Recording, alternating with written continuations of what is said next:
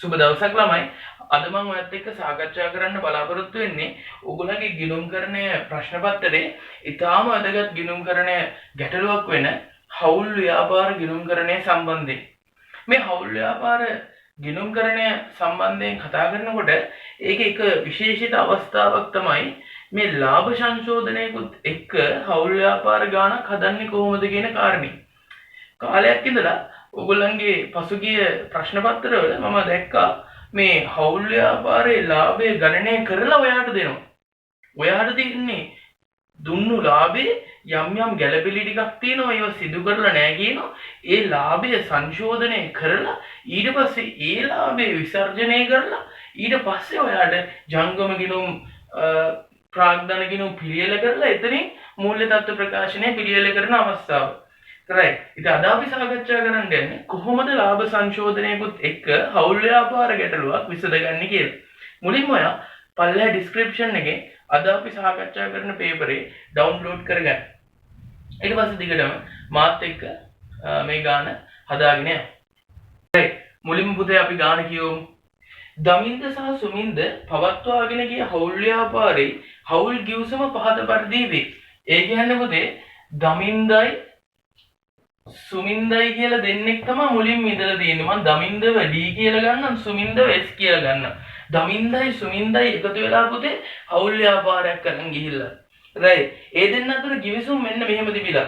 ප්‍රාග්ධන ගිණුමේ ශේෂයන්ට 10%ක පොලියක් සහ වර්ෂයේ ආරම්භයේ පැවති ජංගම ගිණුම් බැර ශේෂ වලට 5%ක පොලියක්. ප්‍රාග්ධන ගිණුම් ශේෂ වලට 10%ක පොලියකුත් ජංගම ගිණුම් වල බැර ශේෂයක් තිබ්බොත් එහෙම 15%ක පොලියක් දෙන්නත් එකඟ වෙලා. දමින්ද සහ සුමින්ද පිළිවෙලින් මාසෙකට රුපියල් 4000යි 6000යි පෙකින් වේතන අරන් තියෙනවා. ඒ වගේම හවුල්කරුවන්ගෙන් ගත් ණය සඳහා ව්‍යාපාරයේ හවුල්කරුවන්ගෙන් ණයක් ගත්තොත් ඒ සඳහා 10%ක පොලියක් ගෙවනවලු. ඒ වගේම ඊට පස්සේ කියනවා හවුල්කරුවන්ට දුන් ණය සඳහා ව්‍යාපාරයේ හවුල්කරුවන්ට ණයක් දුන්නොත් ඒ සඳහා 12%ක පොලියක් හවුල්කරුවන්ගෙන් ව්‍යාපාරය අය කරගන්නවලු. මෙන්න මේ කොන්දේසියත් ඒගොල්ලන්ගේ හවුල් ගිවිසුමේ තිබිලා. ලාභ මේ දෙන්න දමින්දයි සුමින්දයි සමසමවලු බෙදාගත්තේ. මෙන්න මෙහෙම කරගෙන ගිය හවුල් ව්‍යාපාරයට 2016 3.31 දින 2016 3.31 දින චමින්ද ඇවිල්ලා පුතේ. චමින්ද එයාව මම C කියලා ගන්නවා. right. චමින්ද මාසෙකට රුපියල් 5000ක වේතනයක් ගෙවිය යුතු අතර ලාභයෙන් 5%කට හිමිකම් කියනවලු. පැරණි හවුල් ගිවිසුමේ තිබ්බ අනෙකුත් කොන්දේසි ඒ විදිහටම තියනවලු. ඒ කියන්නේ මේ දෙන්නගේ ලාභයෙන් සම්බන්ධ දේවලුත් අපි ඉස්සරහට කතා කරමු. චමින්ද බඳවා ගැනීම වෙනුවෙන් පහත තීරණ වලට එළඹුණි. වාර්තා නොවු මුළු කීර්ති නාමයේ 1,50,000කි.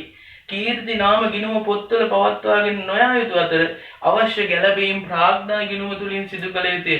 ඒ කියන්නේ පුතේ දමින්දයි සුමින්දයි එකතු වෙලා මේ අවුරුදු ගාණක් ව්‍යාපාරය කරලා 1,50,000ක කීර්ති නාමයක් ගොඩනගලා තියෙනවා. 1,50,000ක කීර්ති නාමයක්.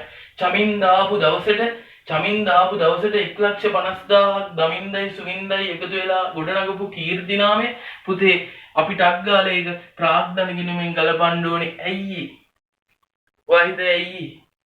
මේකයි. පුතේ දමින්දයි සුමින්දයි එකතු වෙලා තමයි මේ කීර්ති නාමය ගොඩනැගුවේ. ඒකට චමින්ද දායක ඕනේ. හිතන්න දමින්දයි සුමින්දයි එකතු වෙලා බත් මුට්ටියක් වෙනවා. දමින්දයි සුමින්දයි සල්ලි දාලා තමයි මේ බත් මුට්ටිය ඉුවේ. මේ කොහේවත් ඉන්න චමින්දට ඇවිල්ලා මේ බත් මුට්ටියෙන් බත් කන්න දෙන්න පුළුවන්ද? එහෙම දෙන්න බෑ. එහෙනම් පුතේ එයාට බත් දෙන්න නම් දමින්දයි සුමින්දයි චමින්දයි තුන්දෙනාම සල්ලි දාලා බත් මුට්ටියක් උයන් කන්න තමයි තියෙන්නේ. එහෙම නැත්තම් පුතේ දෙන්න බෑ. ඒ නිසා අපි ටක් ගාලා කරන්නේ හවුල්කරුව බඳව ගන්නකොට එදිනට තිබ්බ කීර්ති නාමයෙන් ප්‍රාග්ධන ගිණුම තුලින් ගලපන්න ඕනි. මේ ගලපනකොට පුතේ විශේෂ දෙයක් මතක තියාගන්න ඕනි. හවුල්කරුවෙක් ව්‍යාපාරයට ආවත් හවුල්කරුවෙක් ව්‍යාපාරයෙන් ගියත් මොනවා වුණත් පුතේ පැරණි අනුපාතයට ප්‍රාග්ධන ගිණුම බැර නව අනුපාතයට හර කීර්ති නාමයේ ගලපනකොට පැරණි අනුපාතයට බැර නව අනුපාතයට හර කොහොම වුණත් එහෙම තමයි අපි ගිණුම්කරණය සිද්ධ කරන්නේ. ඊළඟට චමින්ද රුපියල් 2,50,000 ප්‍රාග්ධනය ලෙස ගෙන ආ යුතු අතර තවත් රුපියල් 40000ක් ගෙනා යුත්තේ ඒ ඔහුගේ ජංගම ගිණුමට බැර කරනවලු. තවද චමින්ද විසින් තවත් රුපියල් ලක්ෂයක් ව්‍යාපාරයට ලබා දිය යුතු අතර ඒ වසර දෙකකින් පසුව ඔහුට ආපසු ගෙවනවලු. චමින්ද බඳවා ගැනීමේදී එකඟ වූ තීරණයන්ට අදාළ අගයන් වාර්තා කිරීමට පෙර ලාභලාභ ගිණුම පිළියෙල කර පසු 2016 3:31 දින උපුටාගත් ශේෂ පරීක්ෂම තියෙනවලු. මේ චමින්ද බඳවාගත්ත දවසේ සිදුවෙච්ච එකඟතාවයන් ගලපන්න කලින් ලාභය හෙව්වලු. රයිට්? ඒ ලාභය හොයනකොට ගත්ත දේවල් මේ ශේෂ පරීක්ෂමේ තියෙනවලු. ප්‍රාග්ධනීය දමින්ද සුමින්ද ජංගම ගිණුම දමින්ද සුමින්ද තොගේ දේබල පිළියෙත උපකරණ ෂේවෙන් කිරීම ලීබඩ උපකරණ මෝටර රථ ඉඩම් බැංකු ණය දමින්ද ණය සුමින්ද දුන් ණය ණයගැතියෝ ණය හිමියෝ අඩමාන ණය වෙන් කිරීම ඉදිරියට ගෙවූ කුලිය උපචිත විදුලිය වරිපණම් බැංකු ශේෂය සුදු මුදල් ශේෂය ශුද්ධ ලාභය. ඔය ශුද්ධ ලාභය පුතේ හොඳට මතක තියාගන්න. නිවැරදි ශුද්ධ ලාභය නෙමෙයි. ඒකට හේතුව පුතේ පහත් සඳහන් තොරතුරු සැලකිල්ලට ගන්න ඕනේ කියලා මේ ශුද්ධ ලාභය ගණනය කරන වෙලාවේදී සැලකිල්ලට ගත්තේ නැති දේවල් ටිකක් ඔයාලට කියනවා. හොඳට බලන්න. පළවෙනි එක දමින්දගේ ණය සඳහා පොලිය ගෙවා නැති අතර සුමින්දගේ ණය සඳහා පොලිය අය කරගෙන නැත. ලාභය නිර්ණය කිරීමේදී පොලිය සැලකිල්ලට ගෙන නැහැ. දැක්කම? right. පිරිවැයට 25ක් එකතු කොට රුපියල් 10000කට ඉන්වොයිස් මිල ලකුණු කළ භාණ්ඩ තොගය විකුණුම් ලෙස ගිණුම්ගත කර ඇත. එහෙත් මේවා වර්ෂය අවසානයේදී විකුණා නැත. එහෙනම් විකිණීම හෝ ආපසු එවීමේ පදනම මත යවූ තොග තාම විකුණලා නැහැ. එහෙනම් ඒව අපිට අයිති විකුණුම් ලෙස හඳුනා ගන්න බෑ. ඊළඟට බැංකු ණය සඳහා උපචිත පොලිය 4000 පිළිබඳව ගිණුම් තබා නැත. බැංකුව අය කළ බැංකු ගාස්තු 2000ක් සහ ණයගැතියාගේ ඍජු ප්‍රේෂණ 5000ක් ගිණුම්ගත කර නැත. දමින්ද 20000ක්ද සුමින්ද 30000ක්ද වශයෙන් කළ ගැනීම බැංකු ගිණුම බැරකොට ගැනුම් ගිණුම හරකොට ඇත. පුතේ මුදල් ගැනීම බැංකු ගිණුම බැර කරපු එක අවුලක් නැහැ. ගැනුම් ගිණුම තමයි පුතේ හර කරන්න බැරි. ඒක කොහෙටද හර කරන්න ඕනේ? ඒ හවුල්කරුවන්ගේ ජංගම ගිණුම් වලට. ඔයාලට කියන අවශ්‍ය වන්නේ සියලු ගැළපීම් කළපසු ශුද්ධ ලාභය නිවැරදි කරන ලේඛනේ ලාභ විසර්ජන ප්‍රකාශනයේ ප්‍රාග්ධන ගිණුම ජංගම ගිණුම 2016 3:31 දිනට මූල්‍ය දත්ත ප්‍රකාශනය. මම පුතේ ඕන දේවල් ටික රූල් කරගත්තා. ඔයත් ටක් ගාලා රූල් කරන්න. රයිට් පුතේ. මේ ගාන හදනකොට ඔයාට ලාභ සංශෝධනයෙන් පටන් ගන්නත් පුළුවන්. එහෙම නැත්නම් දමින්දගේ සුමින්දගේ හවුල් ගිවිසුමේ තිබ්බ කරුණු වලින් පටන් ගන්නත් පුළුවන්. හැබැයි මම කැමතියි ඔයා මුලින්ම ලාභ සංශෝධනය කරලා නිවැරදි ලාභය හොයාගෙන එතනින් ගාන පටන් ගන්න ඕන. රයිට්? ඒ නිසා මාත් එක්ක එහෙම හදමු. මුලින්ම අර පහත සඳහන් කරුණු සැලකිල්ලට ගත යුතුය කියන්නේ. අන්න එතනින් පටන් ගමු. රයිට්? මුලින්ම පුතේ ශුද්ධ ලාභය ගන්න වැරදි ශුද්ධ ලාභය ශේෂ පරීක්ෂමේ තියෙනවා පුතේ. වැරදි ශුද්ධ ලාභය 325යි 325යි. මන් රූදහස් වලින් තමයි ගාන හදන්නේ. රයිට්? දමින්දගේ ණය සඳහා පොලිය ගෙවා නැති අතර සුමින්දගේ ණය සඳහා පොලිය අය කරගෙන නැත. දමින්ද පුතේ ව්‍යාපාරයට සපයලා තියෙන ණයක් ගිහිල්ලා බලන්න ශේෂ පරීක්ෂමේ ලක්ෂයක රුපියල් ලක්ෂයක ණයක් සපයලා. පුතේ ව්‍යාපාරයට ණය දුන්නොත් ඒ සඳහා හවුල්කරුවාට 10%ක පොලියක් අපි ගෙවනවා. එහෙනම් 10%ක් කියන්නේ පුතේ 10යි. එහෙනම් මේ පොලිය සැලකිල්ලට ගත්තේ නෑනේ. එහෙනම් ලාභය පිළියෙල කරනකොට පොලිය දාලා නැහැ. එහෙනම් අපි කොහොමද දාන්න ඕනේ? පොලිය ලාභයෙන් අඩු කරලා පෙන්නන්න ඕනේ නේද? එහෙනම් අපි දාමු දමින්ද පොලිය, දමින්ද ණය පොලිය 10යි. මේ පොලිය කොහෙටද දාන්න ඕනේ? දමින්දට අපි ගෙවන්න එපේ. ජංගම ගිණුමට ආරම්භක ශේෂ දාන්න ඉඩ තියලා බැරකරන්න ණය පොලිය දමින්ද 10යි. දමින්ද 10යි. right. ඊළඟට සුමින්දගේ ණය සඳහා පොලිය අය කරගෙන නැත. පුතේ සුමින්දට ව්‍යාපාරය දීලා තියෙනවා. සුමින්දට 50000ක ණයක්.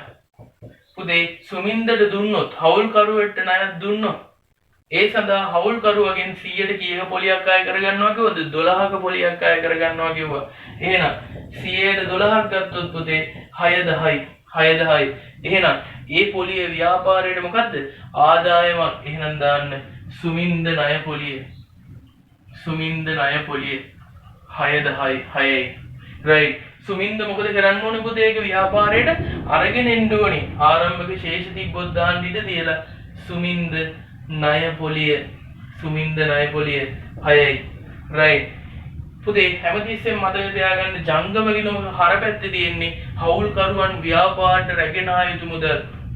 ජංගම ගිණුමක බැල පැත්තේ තියෙන්නේ හවුල්කරුවන්ට ව්‍යාපාරයේ ගෙවිය යුතු මුදල්. ඒක හොඳට මතක තියාගන්න. පුතේ ඊළඟ ගැළපෙල්ල ගත්තොත් පිරිවැයට 125ක ලාභයක් එකතු කොට රුපියල් 10000ක ඉන්වොයිස් මිල ලකුණු කළ භාණ්ඩ තොගයක් විකුණුම් ලෙස සටහන් කළා. ඒත් මේවා වර්ෂයේ අවසානයේදී විකුණා නොමැත. රයිට් පුතේ. සාමාන්‍යයෙන් වෙන්නේ පිරිවැයට 100ක් නම් පිරිවැයට ලාභය 25ක් තියාගෙන විකුණුම් මිල 125ක් හදපු එක. එහෙනම් දැන් ඉන්වොයිස් මිල තියෙනවා 10000ක් කියලා.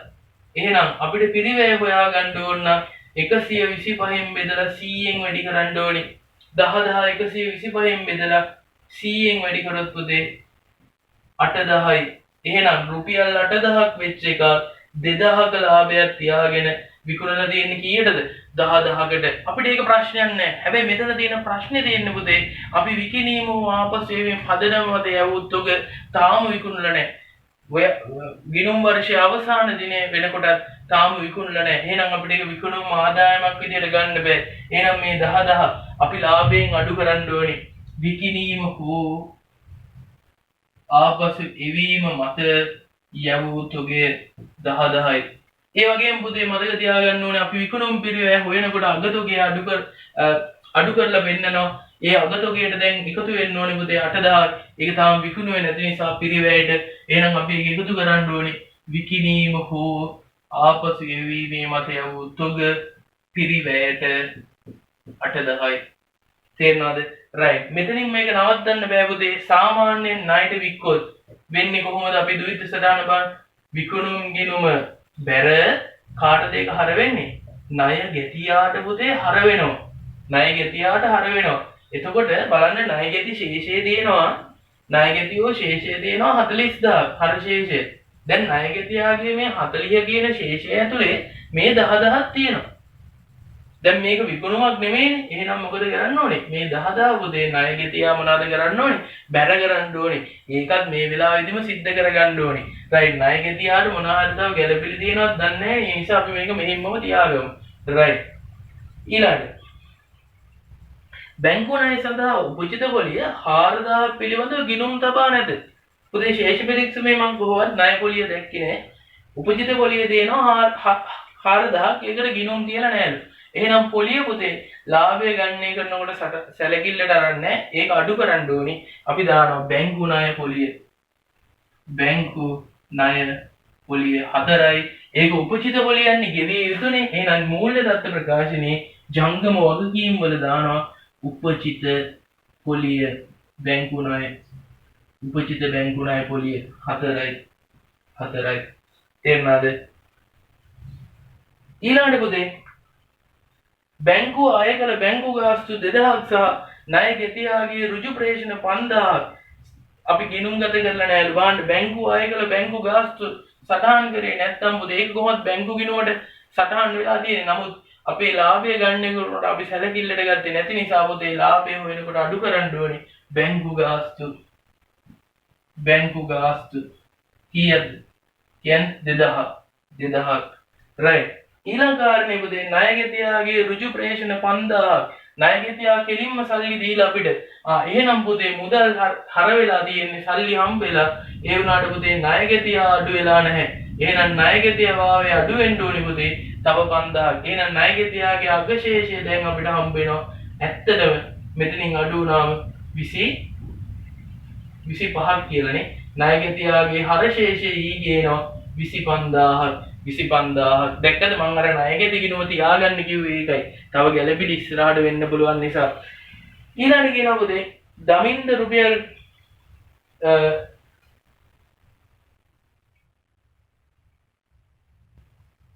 right. ඊළඟට කියනවා පුතේ දමින්ද රුපියල් 20000ක් සුමින්ද රුපියල් 30000ක් වශයෙන් කළ ගැනිලි බැංකු ගිණුමේ බැරකොට ගැනුම් ගිණුම හර කොට ඇත කියලා. බැංකු ගිණුම බැර කරපේ කවුලක් නැහැ. හැබැයි ගැනුම් ගිණුම හර කරන්න බෑ. ගැනුම් ගිණුම හර කරොත් පුතේ ලාභය මොකද වෙන්නේ? විකුණුම් පිරිවැය වැඩි වෙලා ලාභය අඩු වෙනව නේද? ඒ නිසා අපි මොකද කරන්න ඕනේ? දැන් ලාභයට මොනවද මේක කරන්න ඕනේ? එකතු කරන්න ඕනේ. ගැනිලි 50යි 50000යි. ගැනිලි කොහොමද? මුදල් පොත බැර ජංගම ගිණුම් හර වෙන්න ඕනේ. රයිට්? අපි දානවා ගැනිලි දමින්ද කරා පුතේ 20000, සුමින්ද කරා 30000. චමින්ද හිටියේ නේද? හරි. දැන් පුතේ ලාභ සංශෝධනයට අදාළ සියලුම දේවල් කරලා ඉවරයි. අපි දැන් පුතේ නිවැරදි ලාභය හොයාගමු ටක් ගාලා.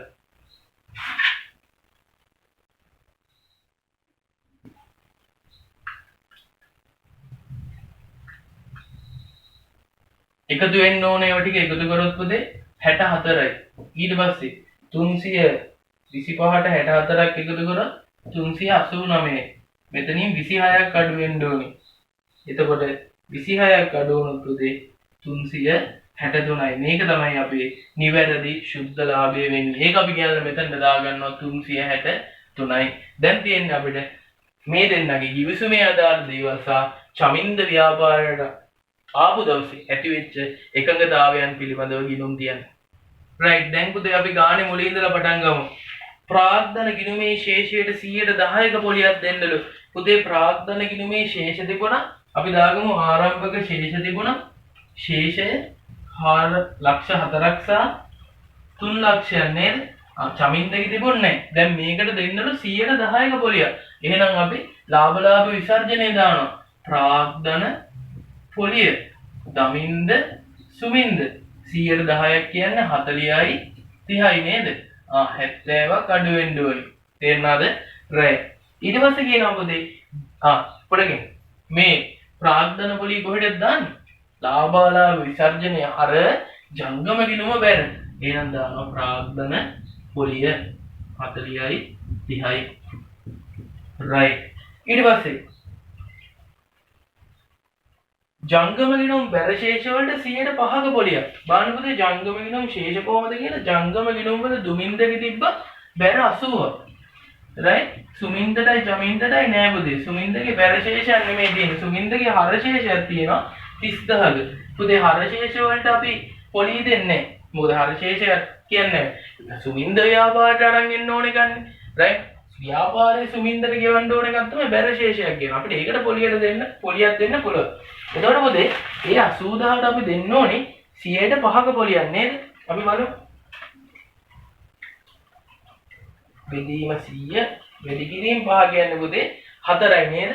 එහෙනම් අපි දානවා කවුද? ජංගම ගිණුමේ බැර ශේෂයට පොලිය කාගෙද? දමින්දට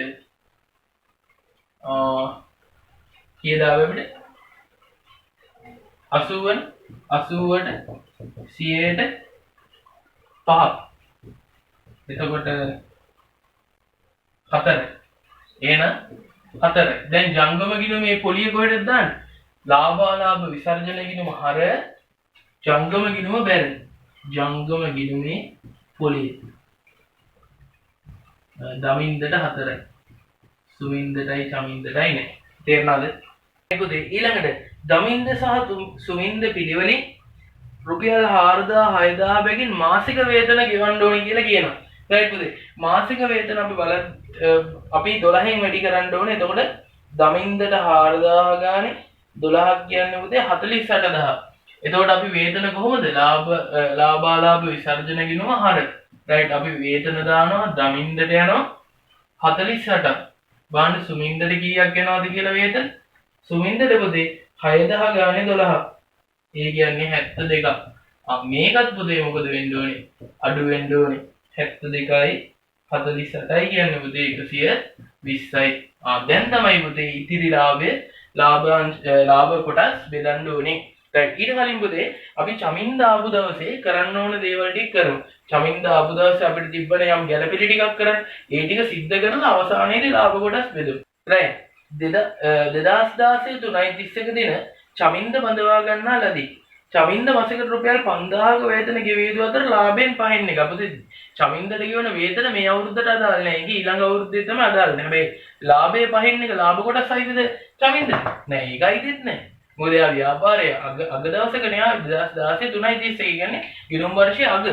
අග ආපු එක්කෙනාට පුතේ ලාභ කොටස්වත් අග ආපු කෙනාට වේතනවත් අපි ගිණුම් ගත කරන්නේ නැහැ. ඒවා ඉදිරි වර්ෂයේ ඉඳලා තමයි ක්‍රියාත්මක වෙන්නේ. තේරෙනවද? right. ඊට පස්සේ කියනවා පුතේ වාර්තා නොවු මුළු කීර්ති නාමයේ 1,50,000ගේ කීර්ති නාමයේ ගිණුම පොත්වල පවත්වාගෙන නොයා ප්‍රාර්ථන ගිණුම තුලින් ගලපන්න එකඟ වෙනවලු. එහෙනම් පුතේ 1,50,000 මිච්ච කීර්ති නාමය අපි ප්‍රාර්ථන ගිණුමින් ගලපන්න ඕනේ. කොහොමද ගලපන්නේ? right මුලින්ම පුතේ මේක කීර්ති නාමය ගොඩනගන්න දායක වෙච්ච හවුල්කරුවෝ මේක බෙදා ගන්න ඕනේ. දායක උනේ දමින්දයි සුමින්දයි. ඒගොල්ලෝ ලාභ බෙදාගත්තේ සමසම. එහෙනම් පුතේ කීර්ති නාමය පැරණි අනුපාතයට බැර කීර්ති නාමය සමසමව එකට එක අනුපාතයට බැර ඒ කියන්නේ 75යි චමින්දට නෑ. දැන් පුතේ කීර්ති නාමය වෙනුවෙන් සල්ලි රැගෙන එන්න ඕනේ. එහෙනම් පුතේ ප්‍රාර්ථනා කිනම හර කරන්න ඕනේ. කොහොමද? නව අනුපාතයට. එහෙනම් කීර්ති නාමය නව අනුපාතයේ 2:2 එකයි. මම කොහොමද ඒක 2:2 එකයි කිව්වේ? පුතේ පහෙන් එකක කොටසකට චමින්ද හිමිකම් කියනවනම් අර දෙන්නට සමසමව යනවනම් එහෙනම් පුතේ පහෙන් එකයි අනිත් දෙන්නට යනවා දමින්දටයි සුමින්දටයි 2:2 ගාන. එතකොට තමයි මේ සම්පූර්ණ පහ හැදෙන්නේ. තේරෙනවද? right. දැන් කොහොමද අපි මේක බෙදන්න ඕනේ? 1,50,000ට බලන්න පහෙන් එකක් කියන්නේ කීයක්ද කියලා? ඒ කියන්නේ 30ක් නේද? චමින්ද 30ක් රැගෙන ඉන්න ඕනේ පුතේ. ඉතුරු ටික ඒ කියන්නේ 120ක් සමසමව දමින්දයි සුමින්දයි රැගෙන ඉන්න ඕනේ. ඒ කියන්නේ 60යි. තේරෙනවද? අන්න එහෙම තමයි අපි කීර්ති නාමයේ ප්‍රාර්ථන ගිණුම තුලින් සිද්ධ කරන්නේ. right පුතේ. ඊළඟට චමින්ද 2,50,000 ප්‍රාර්ථනයේ ලෙස ගෙනා යුතු අතර ඊට අමතර රුපියල් 40,000ක් ගෙනා යුතු අතර ඒ ජංගම ගිණුමකට බැර කරනවලු. දැන් බලන්න පුතේ චමින්ද රැගෙන ආපු ප්‍රාර්ථනේ මුදල් හර ප්‍රාර්ථන ගිණුම බැර චමින්ද ප්‍රාර්ථනය 2,50,000 කරන් ඇවිල්ලා තියෙනවා. ඊට අමතරව 40,000ක් ගෙනාවල පුතේ ඒක මුදල් චමින්දට යනවා 40,000ක් ජංගම ගිණුමට බැර කරනවා කියලායි කිව්වේ. තේරෙනවද?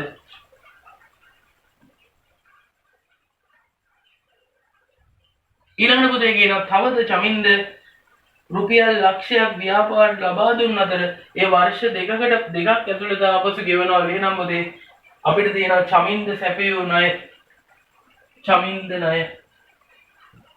ණය ලක්ෂයයි. අපි ඒක දාන්නේ පුතේ ජංගම නොවන වගකීමක් විදිහට චමින්ද ව්‍යාපාරයට සැපයූ ණය.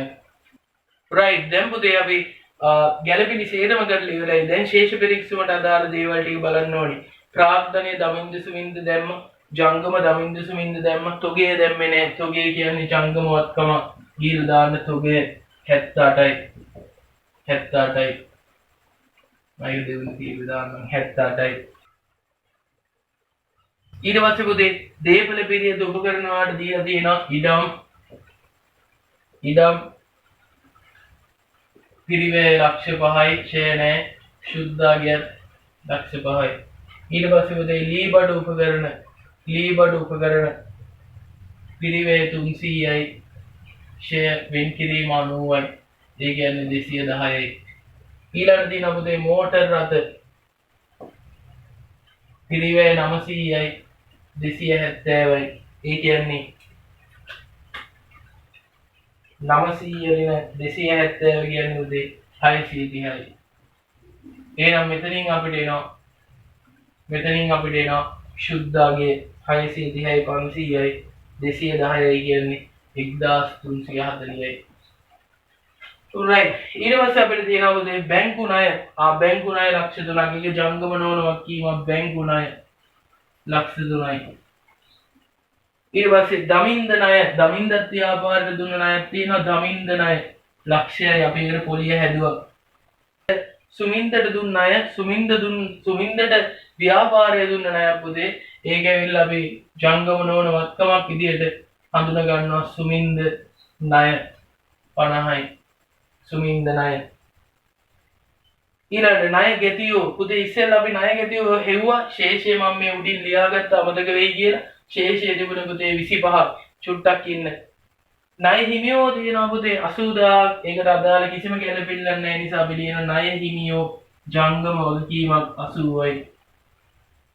ඊළඟට අඩමාන ණය වෙන් කිරීම වර්ෂයාගේ අඩමාන ණය වෙන් කිරීම 4ක් තියෙනවා පුතේ. එහෙනම් ණය ගෙතියාගෙන් අඩමාන ණය 4 වෙන් කරාට පස්සේ දැන් ණය ගෙතියෝ වෙන්නේ පුතේ 21යි. තේරෙනවද? ඊළඟට ඉදිරියට ගෙවූ කුලිය කියන්නේ ජංගම වත්කම පුතේ. ඉදිරියට ගෙවූ කුලිය තියෙනවා 12ක්. ඊළඟට උපචිත විදුලිය හා වරි පණ අපි දාන උපචිත විදුලිය හා වරි පණම් තියෙනවා 8ක්. ඒක අපේ ජංගම වගකීමක්. ඊළඟට බැංකු ශේෂය හර ශේෂයක් තියෙන නිසා ඒක වත්කමක් අපිට ජංගම වත්කම බැංකු ශේෂය ඒක දානවා පුතේ 46යි. ඊළඟට සුළු මුදල් ශේෂය ඒකත් හර පැත්තේ තියෙන්නේ. ඒ නිසා සුළු මුදල් ශේෂය 1000ක් තියෙනවා. ඒ කියන්නේ 1යි. දැන් පුතේ අපිට තියෙන ජංගම ගිණුම් ප්‍රාග්ධන ගිණුම් ශේෂ කරලා ඒ ශේෂයන් අතනට අරගෙන යන්න. ඊට කලින් පුතේ ලාභ කොටස් බෙදන්න ඕනේ අපි. ලාභ කොටස් බෙදන්න කලින් වේතන ගිහිල්ලිවල අපි දාන්න ඕන. අපි වේතන දාලා නැහැ පුතේ බලන්න. නෑනේ වේතන දාලා නැහැ. දාන්න වේතන පුතේ ලාභ විසර්ජන ගිණුම හර ජංගම ගිණුම බැර වේතනය දමින්දට 48යි සුමින්දට 72යි. දමින්දට 48යි සුමින්දට 72යි. දැන් බලමු පුතේ අපේ ලාභ කොටස් බෙදන්න. බලන්න ඉතිරි ලාභය කියන එක 363 70 අඩු වෙන්න ඕනේ 4ක් අඩු වෙන්න ඕනේ 120 ඒ කියන්නේ 169 මේ තමයි පුතේ ඉතිරි ලාභය. මේ ඉතිරි ලාභය අපි හවුල් කරුව අතර බෙදලා දාන්න ඕනේ. එහෙනම් අපි දානවා ලාභ කොටස් දමින්ද සහ සුමින්ද. චමින්දට නෑ පුතේ. එයා ව්‍යාපාරයට ආවේ වර්ෂයාග සමසම බෙදා ගන්න පුතේ. දෙකෙන් බෙදුවොත් එහෙම 84.5 එහෙම වුණොත් 169.0යි.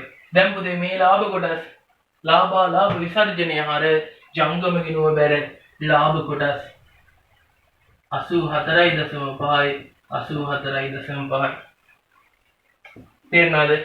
right. දැන් පුතේ තව දෙයක් මට ඔයාලට කියලා දෙන්න ඕනේ. මොකද්ද මේ කියලා දෙන්න ඕනේ? ඔයාලට මතකද අපි අර විකිණීම හෝ ආපසේ මේ පදනම මත එවුවත් ඔගේ. දැන් මේ අමතක වෙන්න පුළුවන් දැන් මම මේ කියන්නේ. එතකොට පුතේ ඒව විකුණලා නැහැ කිව්වා. right. එතකොට පුතේ ඒ තොගය දැන් ඉතිරි වෙලා තියෙන්නේ අපි ළඟ. තොගේ පිරිවැය කීයක් තිබ්බද? 8000ක් වෙච්ච පිරිවැය වෙච්ච එකත් 10000 අඩු වෙච්ච. එහෙනම් 2000ක ලාභයක් තියෙනවා. එතකොට පුතේ ඒ 8000ක තොගේ අපි ළඟ තාම තියෙනවා. හැබැයි පුතේ ශේෂ පිරික්සමේ මේ අදාළ දේවල් ගලපලා තිබුණේ නැහැ. ඔයාලට මතකද? එහෙනම් පුතේ මේ තියෙන අගතොගේ හරියද? නෑ වැරදි. 78 වැරදි. ඒකට තව කීයක් එකතු වෙන්න ඕනද? 8ක් එකතු වෙන්න ඕනේ. එහෙනම් ඔක්කොම පුතේ අගතොගේ වෙන්නේ 78 නෙමෙයි 86යි. අන්න ඒවා හරියටම සිද්ධ කරන්න ඕනේ පුතේ. නැත්තම් ඔයාලට අමතක වෙනවා. තව දෙයක් තියෙනවා මේක ASCII හැංගිච්ච. මම ඒක ඔයාලට හිමින් කියලා දෙන්නම්. දැන්ට ඔයාලට තේරුන්නේ නැහැ. ඒක කරගෙන ගියා ඔය. දැන් අපි බලමු. right. දැන් ඔයා කරන්න ඕනේ පුතේ වගේ ප්‍රාග්ධන ගිණුමයි ජංගම ගිණුමයි ශේෂ කරලා ඒ ශේෂයන් අතෙන්ට අරන් යන එක. ටක් ගාලා වගේ ප්‍රාග්ධන ගිණුම ශේෂ කරන්න. එකතු කරත් පුතේ 250යි 375යි 475යි 375යි 250යි 210යි 315යි 415යි ඊගේ ශේෂය 415යි 315යි 210යි. එන විශේෂ අරන් එන්න පුතේ මෙතනද 415යි 315යි 210යි. තේරෙනවද? ටක් ගාලා වගේ ජංගම ගිණුම් ශේෂ කරන්න. ශේෂ ගන්න වැඩි කාලයක් ගන්න එපා පුතේ. ටක් ගාලා ශේෂ කරන්න. එකතුව ගත්තොත් 40යි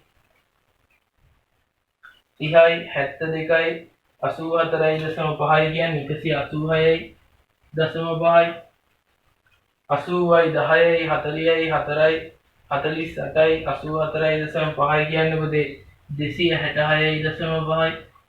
එහෙනම් 266.5 186.5 40 මෙතන ඉතින් 40ම තමයි 186.5න් අඩු වෙනවා 30කුයි 6කුයි 30කුයි. ඒ කියන්නේ 120.5යි. මෙතන පුතේ 266.5න් 20ක් අඩු වුණාම 246.5. මේක තමයි පාගේ. ඒක ඊගේ ඉදිරියට අරන් යන්න ඔයා. 246.5යි 120.5යි චමින්දගේ තිබුණා 40යි right අපි දැන් සේරම කරලා ඉවරයි දැන් තියෙන ශේෂ ගණන හැබැයි කරලා ඉවරයි කොට කරලා ඉවරම නෑ තව තියෙනවා right අපි අංක මෙතන එනවා 1390 86යි 21යි 12යි 46යි 1යි කියන්නේ මොකද 166යි 166යි 166යි 390ක් එකතු කරොත් පුතේ 1556යි 415යි 315යි 220යි කියන්නේ පුතේ 950යි මෙතන 246.5යි 120.5යි 40යි කියන්නේ පුතේ 407යි එතකොට 407යි 250යි කියන්නේ 1357යි මේ පැත්තෙන එකතුව 500ක් එනවා මෙතන එකතුව වෙනවා 8යි 12යි 92ක්ද 80යි 4යි 8යි කියන්නේ 92යි එතකොට මේ පැත්තේ එකතුව 1357යි 92යි 500යි කියන්නේ පුතේ 1949යි හා පුතේ වත්කම් පැත්ත අපේ පෙන්නන්නේ 1556 asset right අපේ liability නැත්තම් වගකීම් පැත්ත පෙන්නනවා පුතේ 1949 මේ දෙක අතර වෙනසක් තියෙනවා පුතේ බලන්න වෙනස කීයද කියලා වත්කම් අඩුවෙන් පෙන්නනවා 393 මේ 393 මොකද්ද පුතේ මේ වගේ දේවල් අපිට වෙන්න පුළුවන් දැන් බැලන්ස් නැහැ දැන් බය වෙනවා මොකද උනේ කියලා ඉන්න පුතේ අපි නොකරපු දෙයක් තියෙනවා මම ඒක සද්ද නගර හිටියා ඔයාලට කියලා දෙන්න හින්දා මේ බලන්න මේ වැරද්ද තියෙන්නේ පුතේ අපේ බැංකු ශේෂයේ මේ බලන්න බැංකු ශේෂය සාමාන්‍යයෙන් පුතේ A level කරන ළමයින්ට ඕක මගහැරෙනම කොටසක් පුතේ අර ශේෂ පරීක්ෂණයේ තිබ්බ මුදල් ශේෂය අර චමින්ද ආපු දවසේ කිසිදු ගැළවිල්ලක් කරන්න කලින් තිබ්බ ශේෂයනේ පුතේ ඒක 46ක් තියෙනවා චමින්ද එනකොට සල්ලි අරන් ආව ප්‍රාග්ධනය 250ක් මතකද මේ ඒ වගේම චමින්ද එනකොට සල්ලි අරන් ආව තව 40000ක් මේ ජංගම ගිණුයි ඒ වගේම තමයි පුතේ චමින්ද තව ණයක් සැපෙව 100ක මේ තව දේවල් දෙකක් කළා අපි පුතේ බැංකු ගනුදෙනු බැංකු ගාස්තු අය කිරීමක් තිබ්බා පුතේ බැංකු ගාස්තු අය කිරීම අපි සටහන් කරේ නෑ බැංකු ගාස්තු දෙකයි ඒ වගේම පුතේ දැක්කද ඔයාලට මතකද දන්නේ නායක තියාගෙන ඍජු ප්‍රේෂණ තිබුණා නායක තියාගෙන ඍජුවේ ලැබුණු සල්ලි තිබුණා 5000 ඒකත් අපි දාන්න ඕනේ දැන් පුතේ මේක ශේෂ කරලා බලන්න නිකන් ඔය right 46යි 250යි 40යි 100යි පහයි කියන්නේ පුතේ 441යි 441යි ඒකෙන් දෙකක් අඩු කරාට පස්සේ 439 පුතේ අග ශේෂය නිවැරදි එක වෙන්න ඕනි බැංකු ශේෂය 439 පුතේ 439 අපි ඒ වුණාට අතන දාලා තියෙන්නේ 46යි අඩු කරලා බලන්න 439 46ක් අඩු කර 393යි පුතේ 393යි එහෙනම් මේ වෙනසට හේතුව මොකක්ද අපේ බැංකු ශේෂය එහෙනම් දැන් ඇත්ත බැංකු ශේෂය වෙන්න ඕනේ පුතේ 46 නෙමෙයි කීයද 439යි එහෙනම් මේ 439 දැම්මොත් අපේ ගාණ බැලන්ස් වෙනවා 1949ට එහෙනම් අපේ ගාණ බැලන්ස් right කොහොමද තමයි පුතේ අපි ලාභ සංශෝධනයේත් එක්ක හවුල් ව්‍යාපාර ගාණක් හදාගන්නේ වීඩියෝ එකේ මොන හරි තේරෙන්නේ නැති ඒවා තියෙනවා නම් පල්ලෙහින් කමෙන්ට් කරන්න right සුබ දවසක්